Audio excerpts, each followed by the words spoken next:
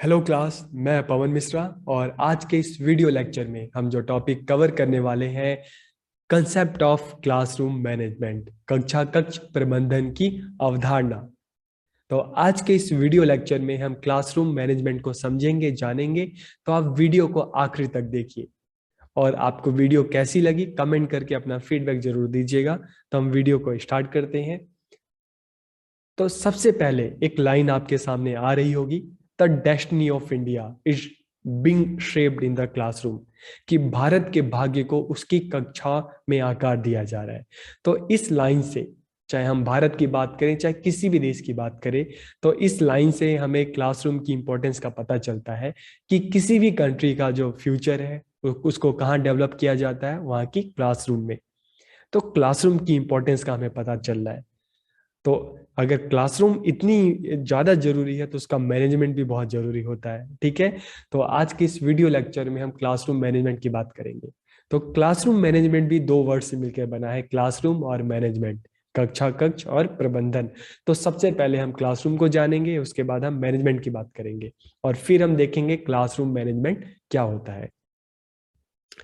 तो अगर हम क्लासरूम की बात करते हैं, कक्षा कक्ष की बात करते हैं, तो classroom refers to those rooms of the school where a group of student is given formal education by the teacher.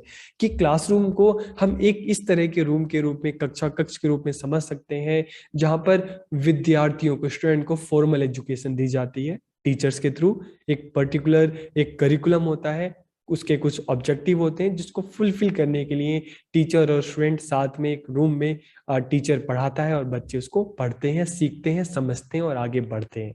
ठीक है। तो इस तरह के रूम को, जहां पर ये टीचिंग लर्निंग एक्टिविटी होती है, उसे हम कहते हैं क्लासरूम। तो आपको क्लासरूम समझ में आ गया होगा। ठीक है। अब हम आगे बढ़ते हैं। अगर हम मैनेजमेंट की बात करें, तो the act of bringing people together to accomplish the set goals is called management. कि लोगों को एक साथ लाकर निर्धारित लक्ष्यों को पूरा करने के कार्य को प्रबंधन कहा जाता है। ठीक है।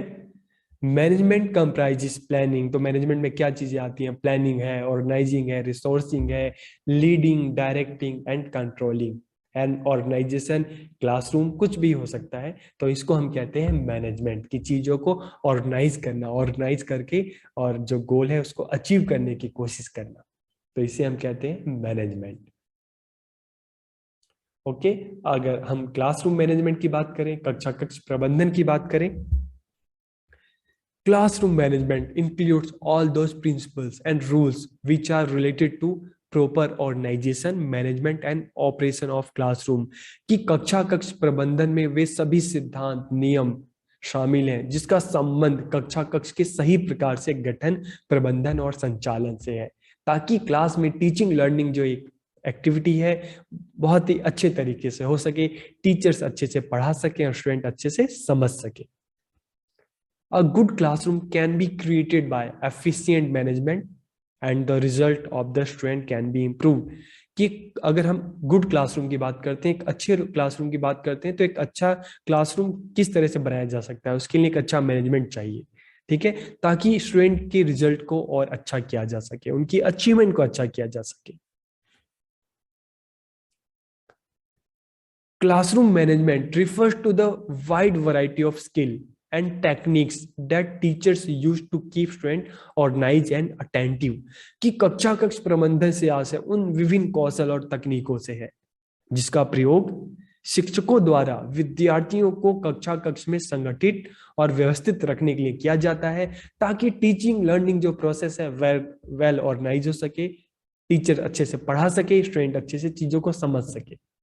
ठीक है। ताकि स्टूडेंट का जो हम कह सकते हैं कि एकेडमिक डेवलपमेंट हो सके। Appropriate classroom management means providing motivation to the learners. कि अगर हम क्लासरूम मैनेजमेंट की बात करें तो यहाँ पे मोटिवेशन भी आता है। ठीक है। It means to ensure that the learners take full interest in teaching learning process. कि उचित कक्षा कक्ष प्रबंधन से आशय शिक्षार्थियों को प्रेरणा देने से है। यह सुनिश्चित करना, इंश्योर करना कि स्टूडेंट जो है टीचिंग लर्निंग प्रोसेस से कहीं बोर तो नहीं हो रहे हैं, उसमें इंटरेस्ट ले रहे हैं। उनका इंटरेस्ट डेवलप करना, उनको मोटिवेट करना, उनको आगे बढ़ाना। ठीक है, तो ये सारी चीजें क्लासरूम मैनेजमेंट में आती है। Classroom management employs creating an environment, कि क्लास में एक इस तरह का एनवायरनमेंट क्रिएट करना है जहां पर टीचर्स के अंडर में, टीचर्स के लीडरशिप में स्टूडेंट सीख सके, स्टूडेंट समझ सके, अपनी नॉलेज को इनहेंस कर सके और अपने टारगेट को अचीव करके आगे बढ़ सके। तो ठीक है, तो क्लासरूम मैनेजमेंट की क्लास में इसको इस तरह से मैनेज करना जहां पे टीचिंग लर्निंग प्रोसेस स्मूथली हो सके, टीचर सिखा सके, स्टूडेंट सीख सके। अगर हम इसके इंपॉर्टेंस की बात करते हैं तो आपको पता है कि एक स्कूल में बच्चे का जो सबसे ज्यादा टाइम जो बीतता है वो क्लासरूम में बीतता है। ठीक है, बच्चा अपना सबसे ज्यादा जो टाइम स्पेंड करता है क्लासरूम में स्पेंड करता है, इसलिए क्लासरूम की इंपॉर्टेंस और ज्यादा बढ़ जाती है। तो क्लास में बच्चों को जो भी सिखाया जाए उसको हमेशा याद रहता है। अगर क्लासरूम में अच्छी चीजें सीखने को मिलती है तो वो बच्चों की लाइफ पे एक पॉजिटिव इम्पैक्ट डालती है, और अगर अच्छी चीजें नहीं सीखने को मिलती तो एक नेगेटिव इम्पैक्ट उसका बच्चों की लाइफ पर पड़ता है। ठीक है, तो इसलिए कक्ष की क्लासरूम की इंपॉर्टेंस बहुत ज्यादा है।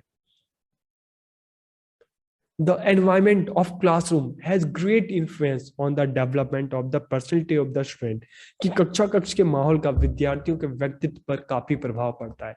अगर माहौल अच्छा होता है, पॉजिटिव होता है, ठीक है, तो बच्चों के भी पर्सनैलिटी पे उसका एक पॉजिटिव इम्पैक्ट पड़ता है, बच्चा अच्छा सीखता है, समझता है, आगे बढ़ता है।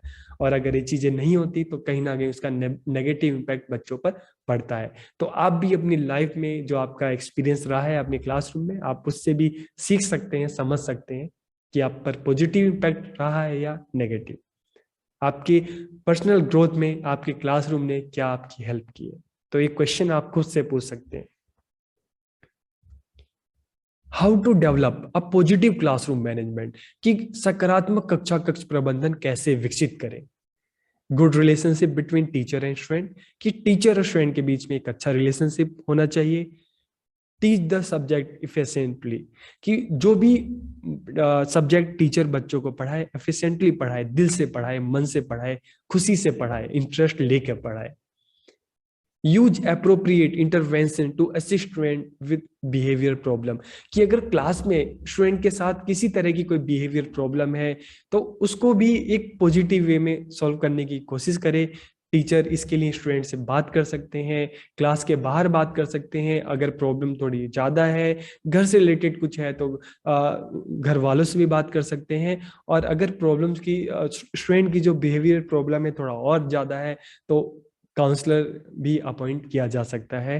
ठीक है, तो इस तरह से टीचर स्टूडेंट के बिहेवियर प्रॉब्लम को भी सॉल्व कर सकते हैं, ताकि स्टूडेंट को हम कह सकते हैं कि आगे बढ़ाया जा सके। उनकी जो बैरियर्स हैं, जो इस तरह की प्रॉब्लम्स है, पर्सनल प्रॉब्लम्स है, उसको दूर करके उनको आगे बढ़ाया जा सके। ठीक है, ताकि स्टूडेंट जो है वो आगे बढ़ सके, अपने गोल को अचीव कर सके। डेवलपिंग फीलिंग ऑफ कोऑपरेशन, सहयोग की भावना का विकास, चाहे टीचर्स के बीच में बात करें चाहे स्टूडेंट के बीच में बात करें। ठीक है, तो स्टूडेंट के बीच में भी एक कोऑपरेशन वाली फीलिंग होनी चाहिए, जहां पे सभी स्टूडेंट मिलकर एक दूसरे की हेल्प करें, एक दूसरे की रिस्पेक्ट करें, एक दूसरे के साथ मिलकर काम करें। तो इस तरह की जो कोऑपरेशन की जो भावना है, सहयोग की भावना है, उसको डेवलप किया जा सकता है। डेवलपिंग अ लीडरशिप क्वालिटी, कि सभी बच्चों को, स्टूडेंट को, उनको इस तरह से लीड करने की अपॉर्चुनिटी देकर, अपनी क्लास को, अपने ग्रुप को लीड करने की अपॉर्चुनिटी देकर उनमें लीडरशिप क्वालिटी को डेवलप किया जा सकता है। सिंपैथी फॉर मेंबर्स, एक दूसरे के लिए सहानुभूति, सिंपैथी को डेवलप करना।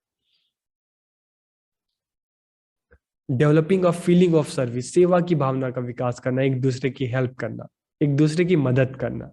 तो इस तरह से हम सर्विस की फीलिंग भी डेवलप कर सकते हैं। इन्वॉल्वमेंट ऑफ द स्टूडेंट, कि क्लास में जो भी एक्टिविटी है उनमें स्टूडेंट को ज्यादा से ज्यादा इन्वॉल्व करने की कोशिश किया जाए, सभी को इन्वॉल्व करने की कोशिश किया जाए। ठीक है, ताकि स्टूडेंट की जो हेजिटेशन है वो खत्म हो सके, उनको एक्टिव लर्नर बनाया जा सके। हेल्दी फिजिकल क्लासरूम एनवायरनमेंट, कि कक्षा कक्ष का जो वातावरण है physically healthy, physically classroom environment मतलब सारी फैसिलिटीज हो क्लासरूम में, प्रॉपर लाइट हो, डेस्क अच्छे हो।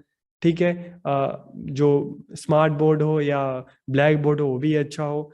तो और प्रॉपर लाइटनिंग हो, तो मतलब इस तरह की जो क्लासरूम का जो एनवायरनमेंट है, फिजिकल एनवायरनमेंट है, वो अच्छा होना चाहिए, हेल्दी होना चाहिए, किसी तरह की वहाँ पे गंदगी नहीं होनी चाहिए। हेल्दी सोशल क्लासरूम एनवायरनमेंट, तो हम स्कूल को, क्लासरूम को मिनिएचर ऑफ सोसाइटी कहते हैं, ठीक है। तो क्लासरूम का जो एनवायरनमेंट है सोशली हेल्दी होना चाहिए, जहाँ पे बच्चों में एक तरह की एक दूसरे के लिए रिस्पेक्ट हो, कोऑपरेशन हो, लव हो, सिंपैथी हो। तो इस तरह का हम हेल्दी सोशल एनवायरनमेंट क्रिएट किया जा सकता है टीचर्स के थ्रू। मोटिवेशन, जहाँ पे बच्चों को मोटिवेशन मिले, रिइंफोर्समेंट मिले, ठीक है। एनकरेजमेंट, बच्चों को एनकरेज किया जाए। इफेक्टिव क्लासरूम रूटीन, कि क्लासरूम का एक अच्छा रूटीन होना चाहिए, कि इफेक्टिव रूटीन होना चाहिए, जहाँ पे बच्चों को डेली पता हो, एक अच्छा टाइम टेबल होना चाहिए, ठीक है। जहाँ पे स्टूडेंट को पता हो कि उनको अपना उनका होमवर्क किस दिन चेक होना है, किस दिन कौन सी एक्टिविटी होनी है, ताकि स्टूडेंट पहले से चीजों के लिए प्रिपेयर हो। तो एक इफेक्टिव क्लासरूम रूटीन हो सकता है। सेल्फ डिसिप्लिन, जहाँ पे स्टूडेंट में सेल्फ डिसिप्लिन जो है इसको डेवलप किया जा सकता है। अगर एक क्लासरूम में बच्चा सेल्फ डिसिप्लिन, खुद से डिसिप्लिन में रहना सीख जाता है, तो उससे अच्छा क्या हो सकता है। तो आप कमेंट करके बताइए आपको ये वीडियो कैसा लगा, आपको क्लासरूम मैनेजमेंट समझ में आया कि नहीं आया। आप सबका बहुत बहुत धन्यवाद।